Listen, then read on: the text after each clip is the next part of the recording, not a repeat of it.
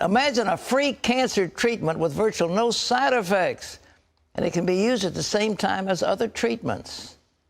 Does it exist? Yes, it does, with amazing promise. Supporters say sugar is cancer food. So if you cut out the carbs, you can actually kill off the cancer. And they have some amazing success stories to back them up. Lori Johnson has more. Dr. Fred Hatfield is an impressive guy. He's a powerlifting champion, author, millionaire businessman with a beautiful wife. But he'll tell you his greatest accomplishment is killing his cancer, just in the nick of time.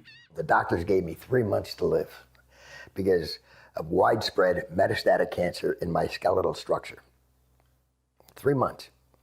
3 different doctors told me that same thing. While Fred was preparing to die, he heard about an anti-cancer diet, also known as metabolic therapy. With nothing to lose, he gave it a try and was shocked when it actually worked. And the cancer was gone completely. To this day, there's no trace of it, and it's been over a year. Although it wasn't easy, Fred stopped eating carbohydrates because carbohydrates turn into glucose inside your body. Cancer cells love glucose and need it so badly that if you stop giving it to them, they die. Fred's recovery was not a surprise to Dr. Dominic D'Agostino. His team of scientists at the University of South Florida study metabolic therapy. When they removed carbohydrates from the diets of lab mice, the mice survived highly aggressive metastatic cancer, even better than when they were treated with chemotherapy. We have dramatically increased survival with metabolic therapy. So we think it's important to get this information out. And it's not just lab mice. He's also seen similar success in people, lots of them. I've been in correspondence with a number of people, probably at least a dozen people, and over the last 1.5 to 2 years, and all of them are still alive, so despite the odds. And so this is very encouraging. All cells, including cancer cells, are fueled by glucose. But if you deprive them of glucose, they switch to the alternate fuel ketone bodies, all except cancer cells. A defect prevents them from making the switch to using ketone bodies as fuel, and therefore cancer cells can only survive on glucose. All other cells can use either glucose or ketone bodies. Your normal cells have the metabolic flexibility to adapt from using glucose to using ketone bodies.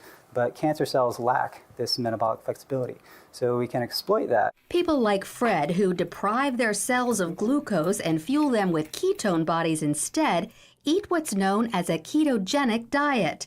It consists of almost zero carbohydrates, but lots of natural protein and fat. Some people are afraid to try the ketogenic diet because they think all this fat is bad for their heart. But more doctors are now saying natural fat is actually good for you, even natural saturated fat like coconut oil and butter. Doctors like cardiologist Stephen Sinatra.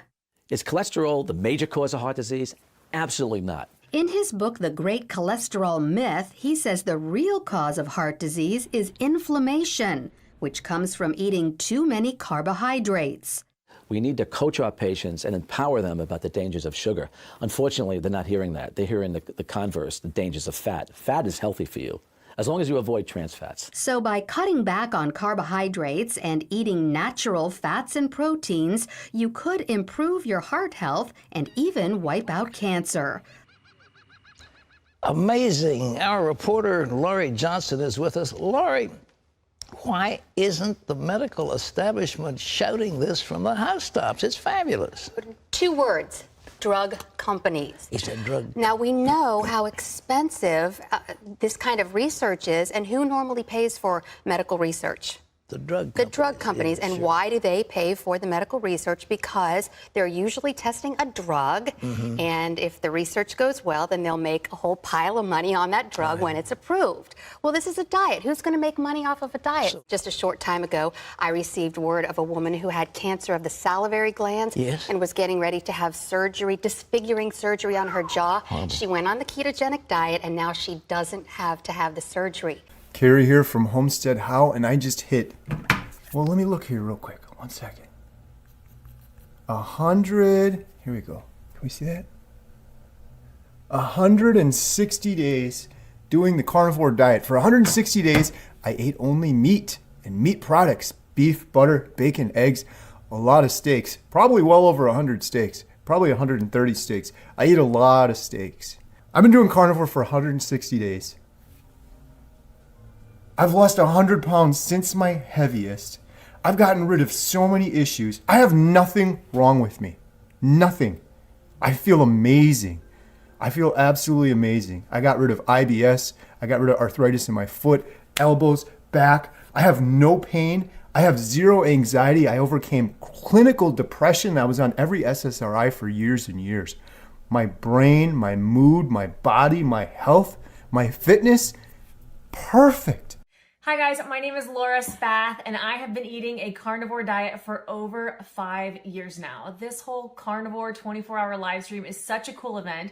Congratulations to Homestead How for putting it all together and making this amazing resource that hopefully is going to benefit a lot of people in just learning what a carnivore diet is. I'm so passionate about that because it has saved my life and so many people that I love and helped us to improve our health and just live this active lifestyle that we want to for hopefully a very long time. When I first started a carnivore diet, I was 263 pounds. I was pre-diabetic. I was struggling with severe hemorrhoids, constipation, digestive issues. I was dealing with gallstones. I had tons of skin issues. My sleep was terrible. Energy was terrible. I had knee surgery, a torn meniscus just from my body was exhausted from carrying all this weight around.